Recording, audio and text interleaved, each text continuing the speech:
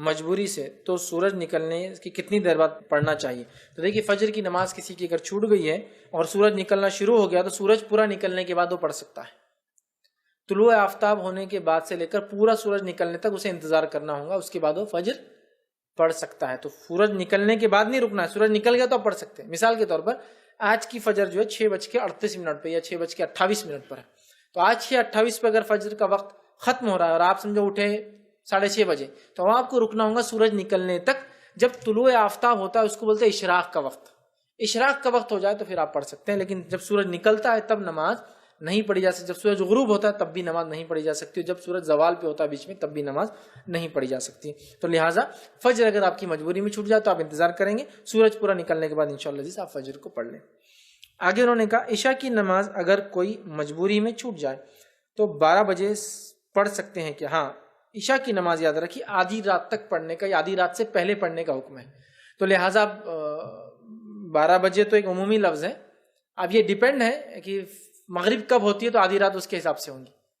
فجر سے پہلے اور مغرب کے بعد سے لے کر فجر سے پہلے تک یہ رات ہے، آدھی رات سے پہلے پڑھنا ہے۔ تو اگر آپ کے پاس 12 بجے سے پہلے ہو رہا ہے تو آدھی رات 12 بجے سے پہلے پڑھ لیجئے۔ تو آدھی رات سے پہلے ہم کو عشاء کی نماز پڑھ لینا چاہیے، اور عموماً آدھی رات 12 بجے کو کہا جاتا ہے عام لفظ میں، تو آپ کوشش کریں آدھی رات سے پہلے آپ عشاء کی نماز کو پڑھ لیں۔ وہ 12 بجے بھی ہو سکتا ہے یا مختلف علاقوں میں وہ ویری ہو سکتا ہے، آگے پیچھے ہو سکتا ہے۔ تو لہٰذا آدھی رات سے پہلے عشاء کو پڑھ لینا چاہیے، یاد رکھیے اس سے تاخیر نہیں۔ لیکن اگر پھر بھی چھوٹ جائے تو آپ سمجھ لیجئے سفر میں تھے، رات میں 2 بجے پہنچے، 3 پہنچے، لیکن فجر کا وقت چالو نہیں ہوا تو جلدی سے آپ عشاء پڑھ لیجیے۔ اور فجر کا وقت چالو بھی ہوگا تو فجر سے پہلے عشاء پڑھیے اور اس کے بعد پھر فجر میں شامل ہو، اس لیے کہ جس نماز کو آپ چھوڑتے ہیں ترتیب کے اعتبار سے پہلے وہ پڑھی جائیں گی، پھر اس کے بعد تو عشاء آپ کی پہلے تھی پھر فجر تھی، لہذا عشاء پڑھیں گے اور اس کے بعد پھر انشاءاللہ جی صاحب فجر پڑھ سکتے ہیں۔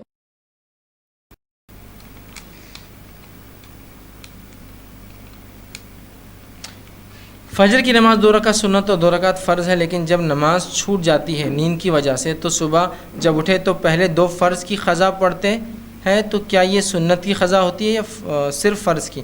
دیکھیے صرف فرض کی قضا ہوتی ہے، سنت کی قضا نہیں ہوتی۔ تو جب آپ کی کوئی فجر کی نماز چھوٹ جائے اور آپ تاخیر سے اٹھے تو آپ صرف 2 رکعت فرض پڑھ سکتے ہیں، سنت کی قضا نہیں ہوتی۔